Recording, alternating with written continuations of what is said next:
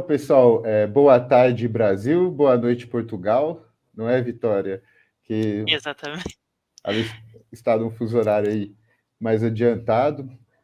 Boa tarde a todos e a todas. É com grande prazer que eu inicio mais uma atividade do ciclo de estudos do Lefama, que é um projeto financiado pelo o Programa de Apoio à Extensão PAEX da UENG.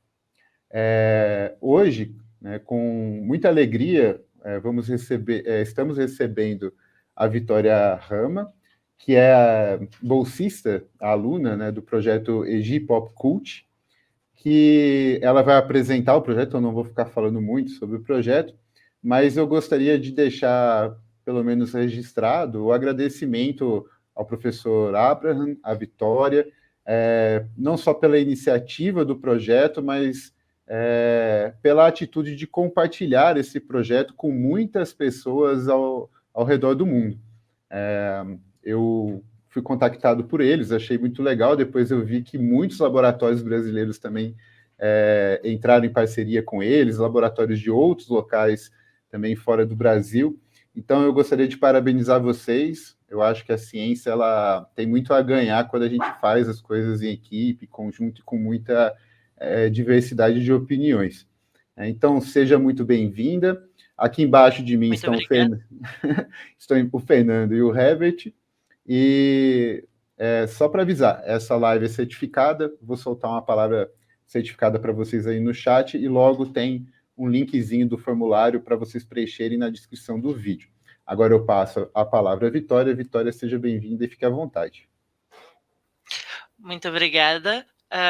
Então, muito obrigada primeiramente ao professor Igor Belchior. Como ele disse, meu nome é Vitória Steph Rama, sou mestranda em História e Cultura das Religiões na Faculdade de Letras da Universidade de Lisboa e também bolseira do projeto EGI Pop Cult. Também agradeço ao professor Abraham Fernandes Pichel pela oportunidade também dessa bolsa. Podemos já, então. Isso. Pronto.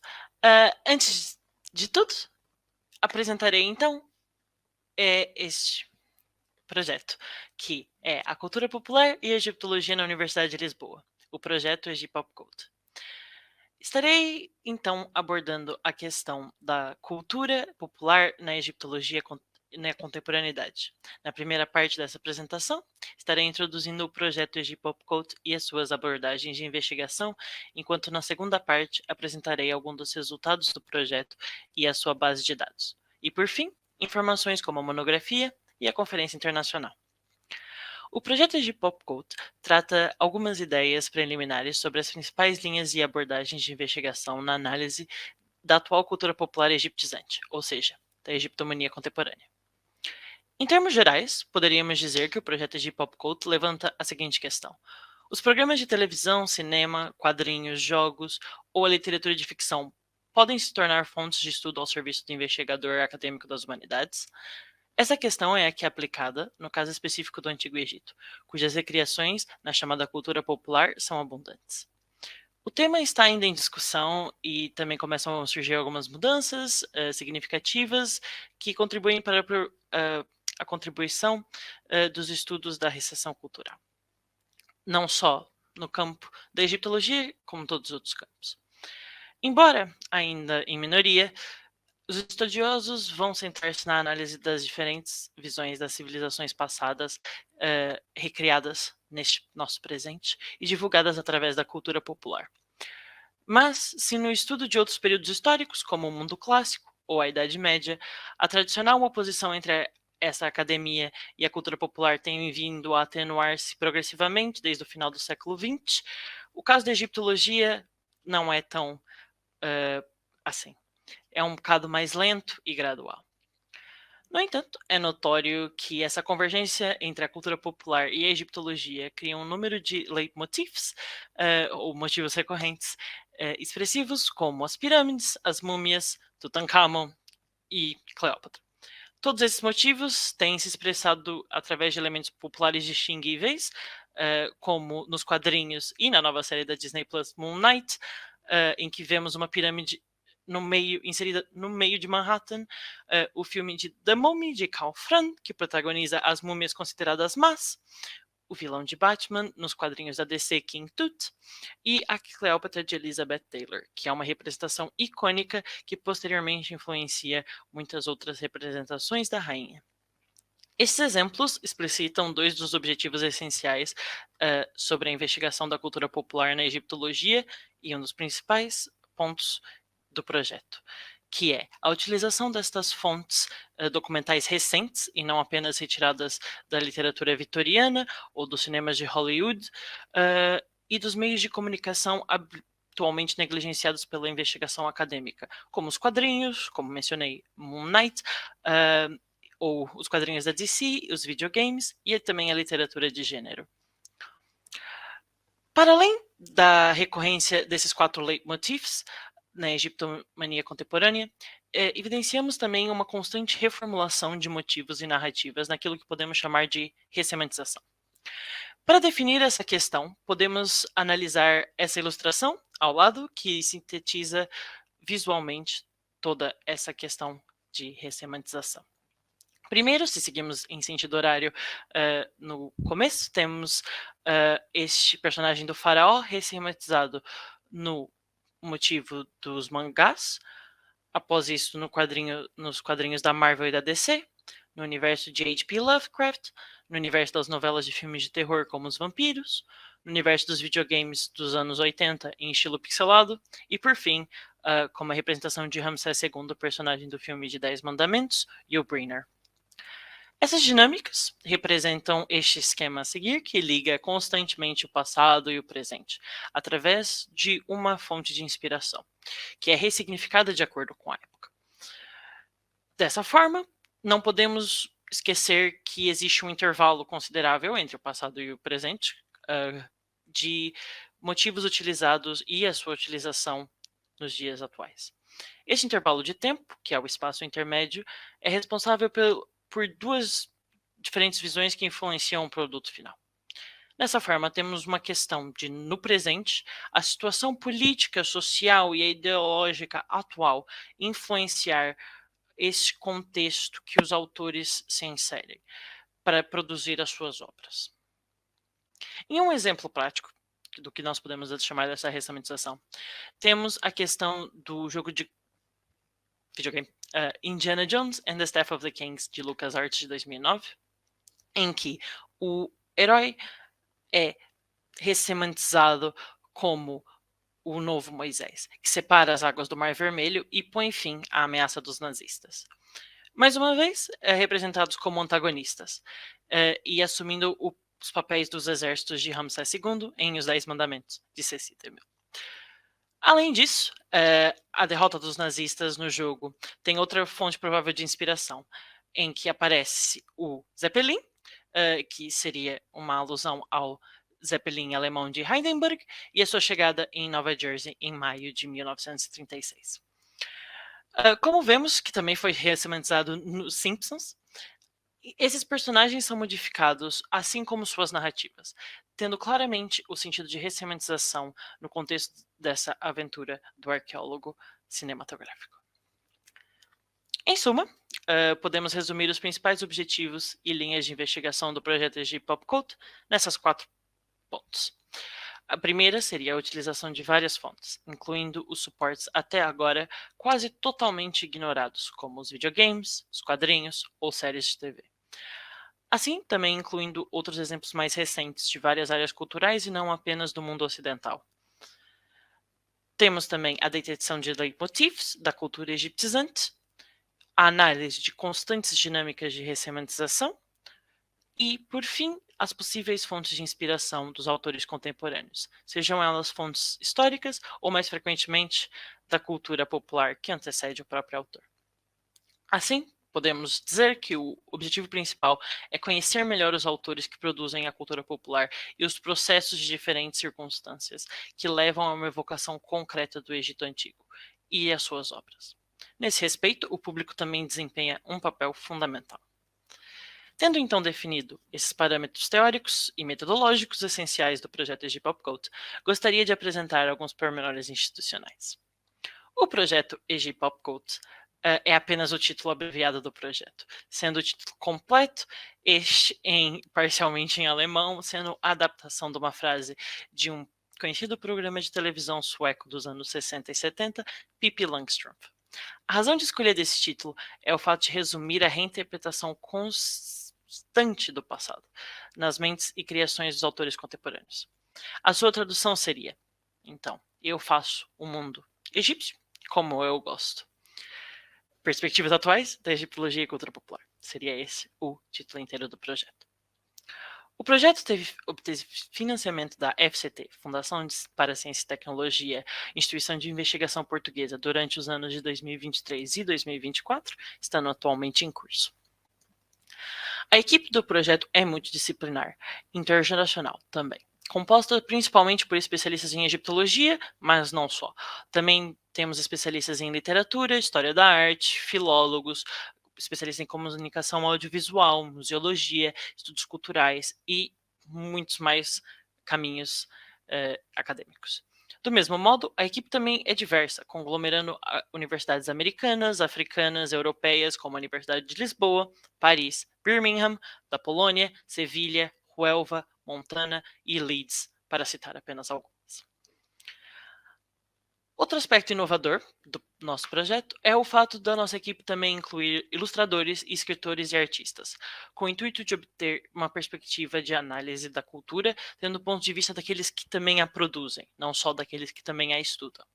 Todos esses profissionais estão agrupados em 3 categorias distintas. Temos membros científicos, consultores e colaboradores.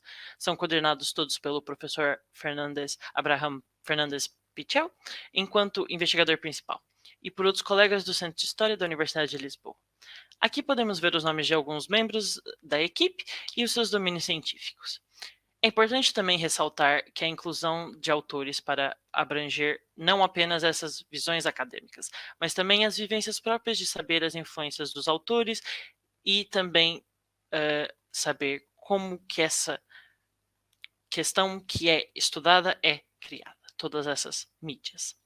Em conclusão, o objetivo principal do projeto é reunir os estudiosos de diversos caminhos acadêmicos para análise de recessão cultural a partir da egiptologia. Tendo apresentado então a equipe, os objetivos gerais, apresentarei agora alguns dos resultados do projeto, que pretendem ilustrar seu avanço nos últimos meses a níveis científicos e populares. Primeiramente, foram estabelecidas diferentes formas de colaboração e parceria com outras instituições, como o professor Igor Belchior já comentou. Estabelecemos algumas relações com o projeto francês Antique Pop, os projetos brasileiros Fábula, MAT, Leitorado Antigo e o Lefama, e outros projetos de indivíduos de todo o mundo. Dessa forma, em termos concretos, o projeto EG Popcult pretende criar um espaço de debate e intercâmbio científico multidisciplinar no âmbito das humanidades digitais e na investigação acadêmica. Essa iniciativa colaborativa será canalizada através da criação de uma rede científica e uma base de dados online de acesso livre que poderá ser utilizada como ferramenta essencial para futuras investigações a nível nacional e internacional, a qual falaremos logo mais. A base de dados e, consequentemente, o website ainda estão em construção, sendo esse aqui apenas uma amostra. Na base de dados, pretende-se registrar testemunhos da cultura popular que aludem explícita ou implicitamente, de forma central ou incidental, ao Antigo Egito. A baliza temporal utilizada vai desde o século XIX até a atualidade. Os testemunhos estão distribuídos por diferentes domínios, correspondendo a algumas das principais categorias que compõem a cultura popular, como podemos ver aqui, sendo filmes, séries, literaturas, quadrinhos, jogos de tabuleiro, videogames e etc. A título de referência, desde abril desse ano, 2023, até o dia de hoje, o projeto já conta com 1.062 participações e ainda em crescimento. Uma questão central do projeto EG Popcult também é permitir a participação no desenvolvimento da base de dados, não só dos acadêmicos, mas também de interessados na cultura popular. Isso promove a criação de uma ampla comunidade acadêmica e não acadêmica para o intercâmbio de informações em todo o mundo. Nesse sentido, procuramos que as obras compiladas não correspondam também só apenas a visão eurocêntrica ou americanizada, que geralmente é o caso, mas também que abranja outras áreas culturais, como a África, a Ásia e a América Latina, cujas manifestações culturais e meios de comunicação social não são tão difundidos ao público ocidental, europeu e americanizado. Em primeiro lugar, na compilação de informações na base de dados, são incluídas informações gerais sobre a mídia abordada, como realizadores, o ano de lançamento, o país, elenco, temporada, episódios e outras informações desse gênero. Em termos da forma como a informação é apresentada na base de dados, poderíamos definir uma estrutura geral através de um exemplo preciso que darei. Apresentarão, então, o exemplo de Penny Dreadful. A base de dados apresenta a descrição também e análise dos motivos e narrativas egipciantes utilizadas na mídia apresentada. No caso dessa série, Penny Dreadful, temos um elemento comum em algumas narrativas fantásticas que incluem vampiros a remeter sua origem ao Antigo Egito. É um fenômeno muito interessante, muito abundante, e tem grande impacto na literatura que precede esta série, como nos livros de Anne Rice. Ter uma origem remota a elementos fantásticos, como principalmente o vampirismo, consolida o seu próprio poder e a sua tradição, sendo esta uma das características intrínsecas de um personagem vampiresco. Como sabemos, dentro da dualidade da Ogod de Hermópolis, Amun e Amunet representavam o ocultamento. Nessa série, a figura de Amunet é caracterizada como a parte oculta, maligna, caracterizando um exemplo clássico também da ressementização, que falamos há pouco, dos motivos egípcios. À medida que o significado do que seria ocultamento na visão egípcia é alterado para os seus motivos atuais, sendo ressemantizado nessa série como algo mal e que faria mal para as outras pessoas. Para uma exploração mais ampla do tema, o professor Abraham Fernandes Pichel dará uma conferência acerca da transversalidade do tema dos vampiros no Antigo Egito, na conferência virtual ISSI, no dia 21 de outubro, acerca desse tema. Por fim, na categorização das informações da base de dados, é apresentada uma biografia científica, onde o leitor também pode encontrar mais informações sobre este tema que será abordado. E também ligações para outras obras da mesma equipa criativa ou até entrevistas com alguns dos criadores sobre os motivos e narrativas de inspiração sobre a obra trabalhada em particular. Retornando aos resultados, podemos também destacar o livro coletivo, que se encontra ainda na fase de revisão. Intitula-se How Pharaohs Became Media Stars, Ancient Egypt and Popular Culture e será publicado pela Archaeo Press em dezembro deste ano, estando também disponível em acesso aberto. Eis a capa do livro, podemos ver também a variabilidade de visões e recriações dos motivos egípcios.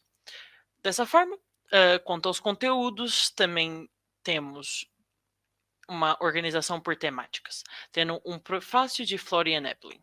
A primeira parte abordará aspectos mais teóricos, a segunda parte aborda obras literárias de Terry Pratchett, Pauline Gued, Marie Corelli.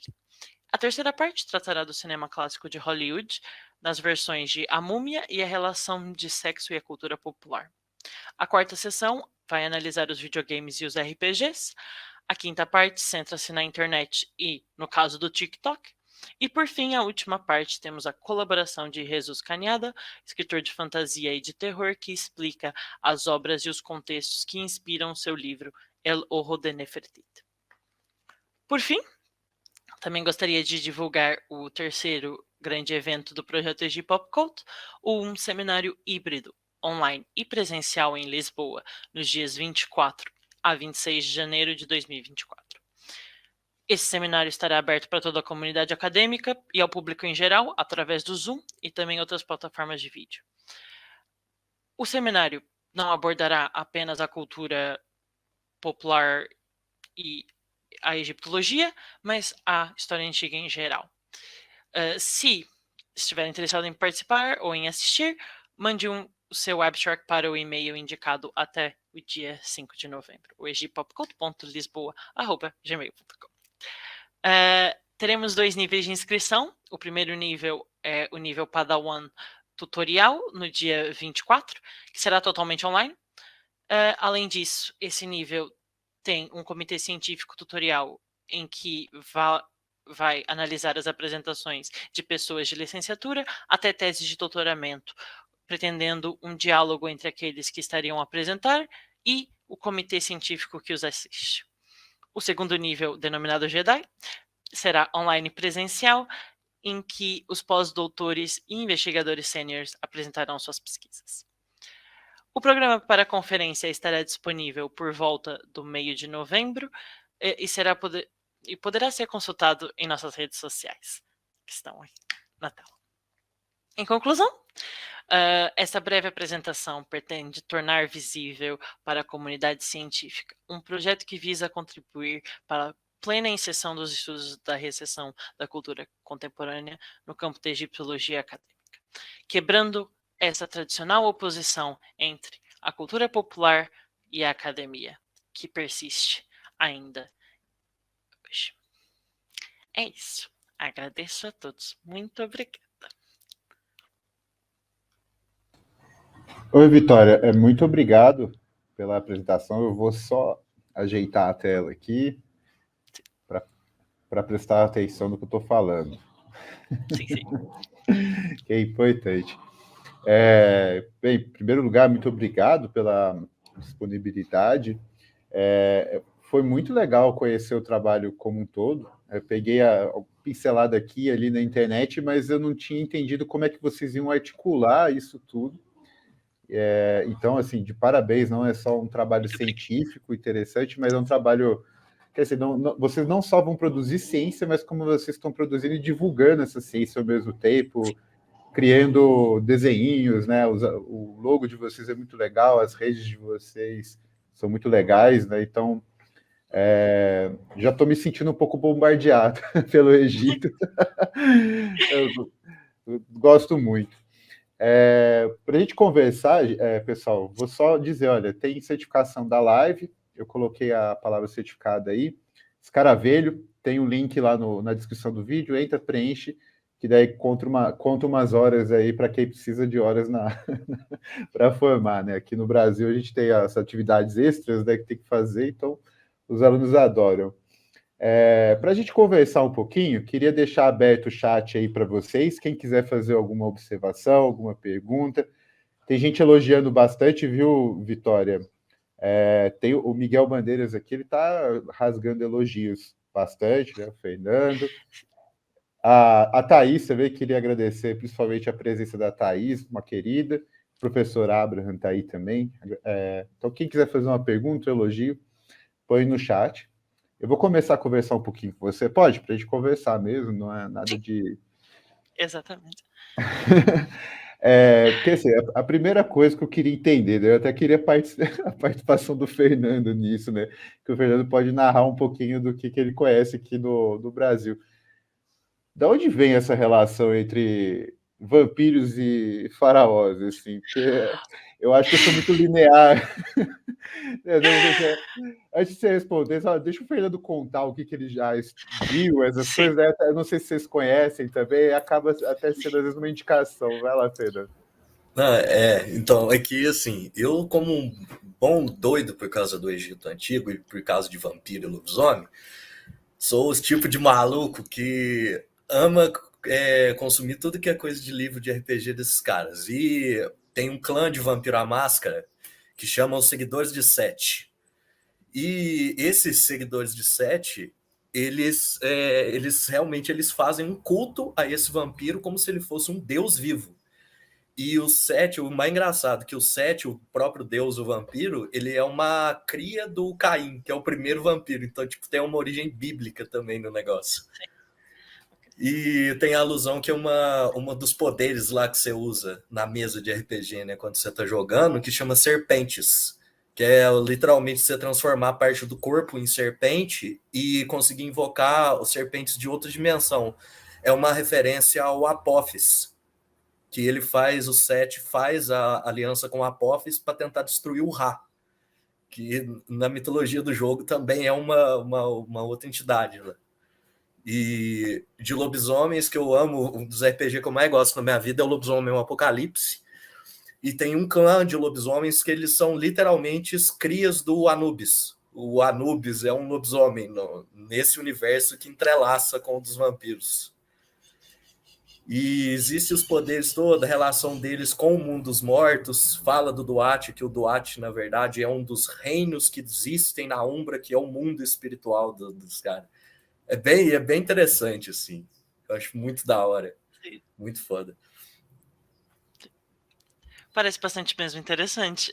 Eu conheço mais da questão da literatura, eu sou mais da literatura gótica e coisas assim. Já li e vi os filmes, maior parte da Anne Rice também. Não que seja. Pronto. Tem aí as suas coisas, porém, o que eu mais conheço é a outra parte onde os vampiros são colocados como a questão toda gótica de colocar a mulher como central e a dona do mal, mas fazer disso uma mulher poderosa, como é o caso de Amunet, onde o seu significado é totalmente mudado, não, o ocultamento para os egípcios não tinha nada a ver com o ocultismo que temos nos dias de hoje, com esse conceito. E pronto, esse é mais o meu background, diríamos assim, das vampiras mais female fatal, dessa questão, que também depois entra com a óbvia questão de Cleópatra, uma das primeiras femme fatales que temos. Então, é isso. Sim. Eu ainda não entendo vampiros faraós. Eu acho que eu sou muito linear. Mas é bem interessante, né, a construção desse universo. Eu queria, assim, também fazer uma pergunta de curiosidade mesmo, né? Nesses levantamentos que vocês estão fazendo, dessas conversas todas que vocês estão tendo, vocês chegaram a abordar ou conhecem alguém, até o professor Abraham tá aí, se ele souber também, quiser indicar algum texto, sobre os usos políticos do Egito da cultura popular. E por que eu pergunto, assim, né? Óbvio, porque eu estudo usos políticos da recepção da antiguidade, eu estou preocupado como os caras usam a antiguidade para promover ideologias políticas, e aqui no Brasil nós encontramos muitas referências, por exemplo, a Faraó, não vampiro, o vampiro que a gente tinha foi um antigo presidente nosso, Michel Temer, esse sim era vampiro, né? Mas não era de RPG, sim, não. Esse era só o vampiro mesmo, nada de faraó, nem nada. Mas pesquisando faraó na internet, no Twitter, a gente percebe que é um vocábulo muito utilizado, por exemplo, para você falar do debate racial no Brasil. Então, assim, é extremamente politizado quando você, por exemplo, canta "E faraó". É uma maneira também de você criticar personalidades do governo, por exemplo, pela gastança. É você chamar alguém de faraó justamente porque ele se fez um projeto de lei ali para distribuir muito dinheiro para uma casta de pessoas, etc. Ele achando que ele é um faraó. Da mesma maneira, o faraó aparece quando algum político é acusado de censura, por exemplo, nessa questão de déspota mesmo, né? Enfim, pegando apenas faraó, a gente vê assim, um monte de de significados, né, que tangenciam esse mundo político. Então, eu queria saber, assim, de curiosidade, se você já tocou nesse assunto com alguém, se alguém já discutiu isso, tem alguma indicação para mim e assim por diante. Assim, eu pessoalmente não tenho muito conhecimento, o mais conhecimento que eu tenho seria a mesma base das questões no Brasil, como tivemos a conversar um bocado atrás. A questão do Brasil e da Europa difere um pouco, porque pronto, na Europa essas questões são muito mais utilizadas no âmbito acadêmico e não tanto são cultura popular como é no Brasil. Nós ressignificamos muitas palavras e utilizamos nesse sentido também como anedotas e coisas assim que nós temos que pronto, não propriamente tem muito a ver com o sentido original, mas pronto, temos isso muito mais no Brasil, sinto. Mas sim, é uma questão muito importante de ser entendida, porque, principalmente, como estávamos a falar da questão do faraó, é um, é um título que demonstra poder, ele tem conotações, ele tem um lugar, e ele pode ser utilizado dessa outra forma, ele é ressignificado com o tempo, e pronto, é uma coisa que é muito interessante. Eu não tenho nenhuma recomendação assim, mas nós também podemos falar em questões da cultura popular que muitos filmes utilizam a visão, como eu mencionei, da questão do Indiana Jones, que altera os motivos de Moisés e da questão bíblica dos os faraós de Ramsés são agora os nazistas e tipo e incluem, meio que fazem essa aproximação, é muito comum e muito ser assim ressemantizada nesse sentido de ser colocado como os maus, principalmente também por causa da questão bíblica.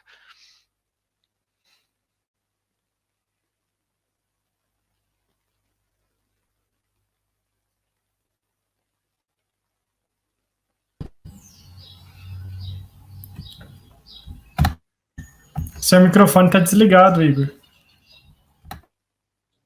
Tá vendo? Defeitos especiais. Mas a Thaís está indicando aqui, eu estava lendo a indicação da Thaís e agradecendo pela indicação. E, de fato, os usos do Egito com... Assim, aí eu não sei se o pessoal aí de Portugal conhece, Vitória, mas o Dom Pedro aqui, eu acho que seria interessante também vocês conhecerem um pouquinho, porque esse cara aí, eu acho que você já deve saber, né? Tem bastante envolvimento com o Egito, e o vocabulário que usaram do Egito à época dele foi extremamente político, isso daí é fato. A esfinge, né? Ele aparecia como desenhado como uma esfinge, é bem interessante mesmo. Pedrinho. E aí, Herbert, quer fazer alguma pergunta? Eu achei interessante o que ela falou sobre a série Penny Dreadful, porque eu sou super fã dessa série. E assim, eu estudando Egiptomania, eu nem me recordei, porque faz muito tempo que eu vi essa série. Então, assim, agora que você falou, que veio tudo na minha cabeça de novo. Eu sou super fã da série, sou super fã da Eva Green, que é a atriz principal, né? E é uma série, assim, muito interessante. Chama Penny Dreadful, porque eram pequenos folhetos que eram vendidos na Inglaterra vitoriana que ofereciam alguns contos de terror. E aí essa série conta mesmo, né, sobre uma moça que é possuída por um espírito ancestral egípcio, né, que eu acho que é aquele que você comentou, que não me recordo o nome. Sim. E agora faz tudo a Monete, faz todo sentido na minha cabeça. É uma série muito interessante. Eu acho que eu vou até assistir de novo. Sim. Sim, ela é uma série interessante porque ela conglomera vários motivos que estão juntos, mas não estão juntos, porque como esses Penny Dreadfuls eram pequenos folhetos, eles eram todos separados, então, ao mesmo tempo que temos essa narrativa egípcia, temos também o Victor Frankenstein a fazer o seu monstro, e depois também temos lobisomens, e depois temos também bruxas, é uma mistura de várias coisas. E também temos um bocado da visão da época, sobre também aborda algumas questões esclavagistas, da questão do tráfico de escravos, da questão trata também sobre a matança dos nativos americanos. É uma série que trata tudo. E foi cancelada. Na terceira temporada. Infelizmente, ela é muito rica. Sim. O final da tua fala foi engraçado. Muito rica e foi cancelada. Foi. Eu não conhecia, não. Ela tem hoje o Herbert aqui da Netflix ou não vou falar o piratão, né? Não sei qual plataforma que ela tem. Na Netflix ela não tem, não. Na Netflix tinha em 2015, quando eu assisti pela primeira vez, mas acho que já não tem mais. Eu vou buscar conhecer. Muito bem. Alguém tem alguma questão? Se ninguém tem, eu vou fazer uma última aqui, mas uma pergunta mais pessoal. Você já reparou que não é muito papo acadêmico, assim, nem nada. Se a gente está conversando, é uma conversa, né? Assim, por que você, assim, na sua opinião, por que nós, aqui do século XXI, no mundo todo, temos tanto interesse no Egito? Eu acho que há vários motivos. Eu acho que também uma das principais questões é a questão da grandiosidade, da questão da abundância, dessa questão mais também desses grandes poderes que tinham tantas coisas e ouro, e depois, quando morriam, faziam túmulos excêntricos com uma linguagem que nós, a partida, não conseguimos ler, e com questões pictográficas que representam as coisas, mas que também são letras. É uma civilização extremamente complexa, mas que às vezes não é dada a sua devida complexidade, como é óbvio, mas também é uma questão, é uma civilização grandiosa. Ela é visível, com as pirâmides, com o tamanho do Nilo, com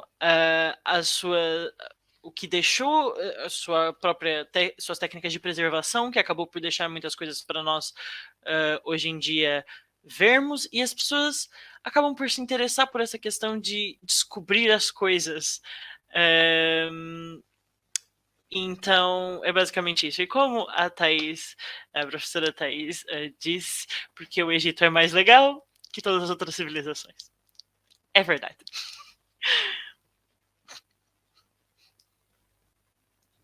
E olha que eu concordo. Eu sou romanista, mas eu concordo. Eu acho mais legal que Roma. Roma era mais ou menos trabalho, Egito é diversão. Hoje acabou virando trabalho. E assim, é uma coisa que muito me fascina nesse estudo que vocês estão fazendo, né? A gente começou aqui ainda a fazer com a internet, é o quanto que as pessoas elas querem dar a sua contribuição, né, nessa construção do Egito, né? E ela se torna realmente muito coletiva, né? Eu acho que isso que é o que está me espantando.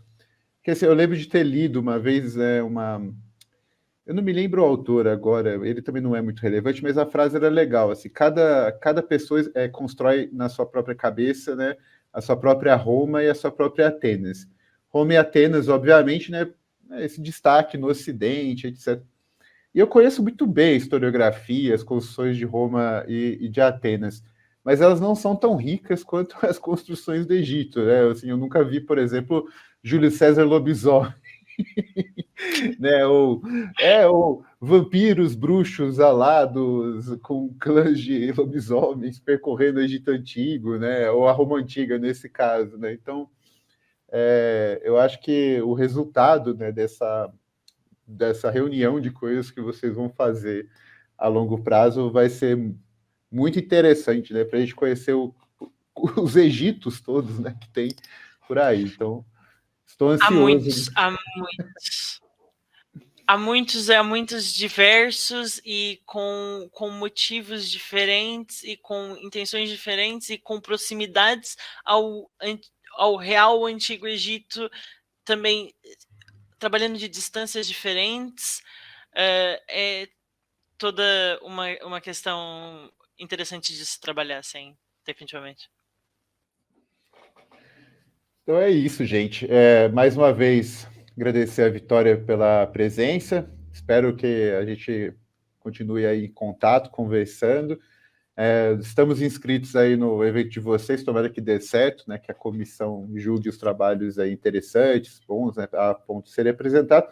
Se não julgar, a gente participa do mesmo jeito para aprender com vocês, porque muito nos interessou aí a possibilidade de entrar em contato com outros pesquisadores. Tá certo, gente? Vocês querem falar tchau aí também? Fernando, Herbert, Vitória, fiquem à vontade. Sim.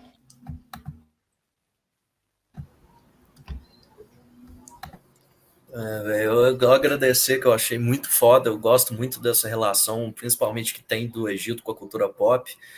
Gosto muito mesmo, você falou do Cavaleiro da Lua, né, do Moon Knight, eu gosto pra caramba. Tem muita cena lá, uma cena dele... Eu não vou falar porque às vezes dá spoiler pra alguém que quer ver, mas é uma cena que representa... que é tipo uma teatrização de como que é ele virar um deus. É uma das cenas dos finais. Tem até o ritual da água, aparece uma certa deusa na série depois que acontece isso. E eu acho muito foda isso. É muito bom a gente conseguir relacionar a cultura pop e o Egito, e de que como realmente a galera vê, né? O Egito, de como que o Egito é recepcionado também. Isso também eu acho interessante. E parabéns pelo trabalho, muito doido mesmo, muito legal. Espero Muito obrigada. muito foda, de verdade, gostei demais. Parabéns, Vitória, pelo trabalho, pelo projeto. Eu gostaria de te agradecer também por ter vindo conversar com a gente aqui hoje. Agradecer ao pessoal que está participando, por fazer vários comentários interessantes. E é isso. Isso você me lembrou muito hoje de quanto que o Egito aparece no nosso dia a dia e às vezes a gente não percebe. Às vezes passa assim despercebido. E é isso. Obrigado novamente. Uma boa noite para quem está em Portugal e boa tarde para quem está aqui no Brasil. Obrigada. Então é isso, gente. Ó, rapidinho, o Fernando está perguntando aqui, ele começou a fazer um monte de perguntas, não vamos deixar ele sem resposta. Eu não sei se a Vitória conhece. Você conhece algum outro grupo de estudos ou local que trabalha o Egito e, desculpa, outras culturas clássicas, como a grega, né? A grega e romana na cultura pop? Em Portugal, você tem conhecimento de algum grupo? Desculpa, eu não ouvi, a internet parou. O Fernando está perguntando se você tem conhecimento de algum grupo que trabalha cultura pop, por exemplo, de Grécia e Roma. Grécia e Roma, não. Não tenho nenhum. Grécia e Roma, não em Portugal. Em Grécia e Roma temos o exemplo do Fábula no Brasil, da UFRJ, e que eu consigo lembrar de cabeça agora é o Fábula, sim. Que trabalham sobre literatura infanto-juvenil de recepção cultural da Grécia e Roma. É um trabalho muito interessante também. Muito bem. O Fernando, aqui a gente trabalha com a recepção de Roma na internet.